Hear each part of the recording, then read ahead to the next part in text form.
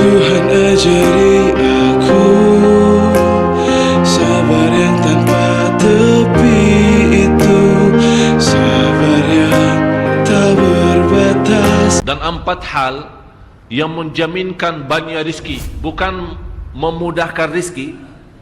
Tolong Bapak Ibu hafal, 4 hal bukan menjaminkan rizki, bukan memudahkan rizki, tidak.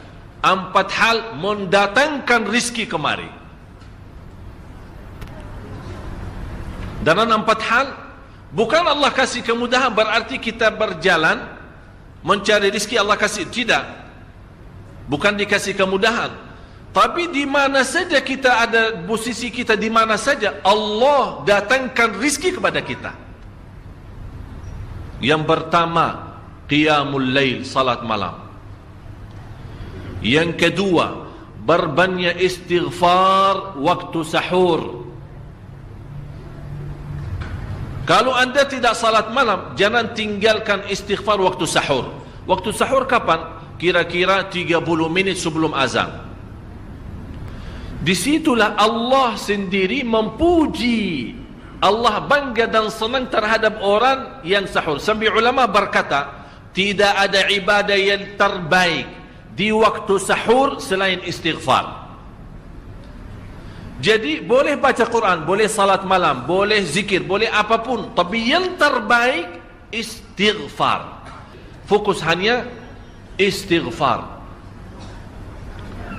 Astaghfirullah wa atubu ilaih, termasuk istighfar Allahumma anta rabbi la ilaha illa ant, yang Bapak Ibu tahu sayyidul istighfar, yang terutama, yang paling luar biasa. Allahumma anta rabbi la ilaha illa anta khalaqtani wa ana abduka wa ana ala ahdika wa wa'dika mastata'at a'udzu bika min syarri ma sana'at abu'u laka bi ni'matika alayya wa abu'u bi dhanbi faghfirli fa innahu la yaghfiru dzunuba. Ya Allah, kalau kita fahami doa ini luar biasa. Oleh karena itu kata Rasulullah, barang siapa yang membaca sayyidul istighfar kemudian di malam hari dengan keyakinan dia meninggal habis baca istighfar, masuk surga. Masuk surga. Berarti ini salah satu doa yang menjaminkan dengan mudah masuk surga. Jadi 4 hal yang mendatangkan rizki, bukan kita mencarinya, dia yang datang kemari. Apalagi saat mencari lebih mudah. Qiyamul lail, salat malam. Tapi dalam bahasa, mohon maaf Bapak Ibu, dalam bahasa Arab disebut qiyamul lail, bukan salat. Tapi kalau diterjemahkan dalam bahasa kita salat. Tapi kenapa di situ qiyamul lail? Diberikan qiyamul lail, qiyam artinya berdiri. Berarti lama. Saking lama berdiri dikaitkan jadi qiyamul lail. Qumil laila ya ayyuhal muzammil. Apa terus? Qumil lail, berdirilah saat malam. Berdirilah, bukan salatlah malam, tidak. Berdirilah malam hari. Itu dahsyatnya di situ berdiri. Qiyamul lail. Yang kedua, berbanyak istighfar. Yang ketiga, berbanyak sedekah.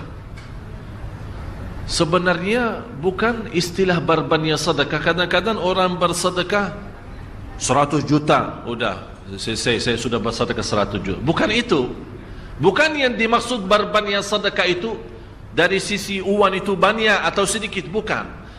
Yang dimaksud rahasia sedekah, ta'ahudus sedekah, istiqamah bersedekah. Istiqamah itu tidak menjadi masalah besar maupun kecil. Itu tidak menjadi masalah, karena bagi Allah tidak ada artinya besar maupun kecil. Kita tidak memberikan kepada Allah karena Allah maha kaya. Tapi rahasia sedekah itu kita terus menerus sedekah, siang pagi malam, siang pagi malam, pagi besok terus, minggu depan, tidak pernah berhenti. Setiap ada kesempatan selalu kita membawa sedekah. Itu namanya ta'ahudus sedekah. Ta'ahud kalau dalam bahasa sebuah janjian, seolah-olah kita ada kontrak kerjasama antara diri dengan apa? Dengan sedekah. Itu kata ta'ahud, ahad, berjanjian. Saya berjanji, seolah-olah ada berjanjian antara kita dalam sedekah. Jadi tidak boleh terlepas dari berjanjian, seolah-olah kita menghormati berjanjian. Bagaimana menghormati? Kita terus kerjasama. Kita beri, Allah ganti berkah sedekah. Kita beri lagi, Allah ganti masih terus. Kita beri, masih Allah terus ganti. Itulah dahsyatnya sedekah. Jadi Bapak Ibu, jangan nunggu hari tertentu, bulan tertentu, malam tertentu kita bersedekah. Jangan. Setiap kita merasa ada berita baik, ada berita maupun ada berita buruk yang menyakiti perasaan kita di rumah tangga kita, anak kita, suami kita, istri kita, apapun, langsung segera sedekah.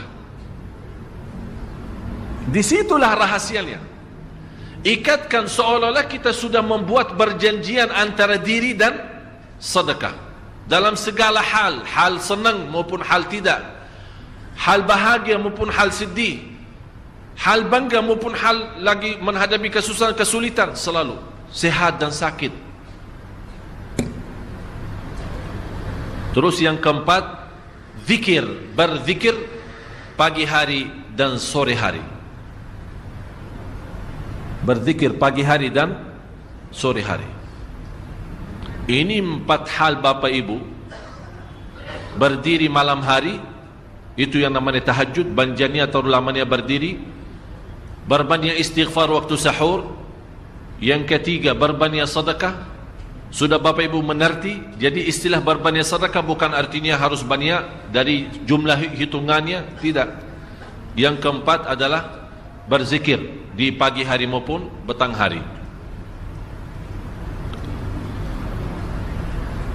Amman huwa qanitun ana al-laili sajidan wa qa'ima. Sajidan wa qa'ima. Jadi Bapak Ibu, saat kita berdiri lama, walaupun baca satu ayat, diulangi berkali-kali, walaupun baca surah pendek tapi diulangi berkali-kali, tidak menjadi masalah. Bapak Ibu hanya hafal qulhu. Qulhu dibaca 3 kali, pahalanya seperti baca Al-Quran 30 juz. Ada seorang salih mengajak kawannya, sudah mendekati subuh, ayo bangun salat malam dan baca sepertiga Al-Quran. Langsung orang itu menjawab, bagaimana saya baca, sebentar lagi mau azan. Bacalah qul huwallahu ahad.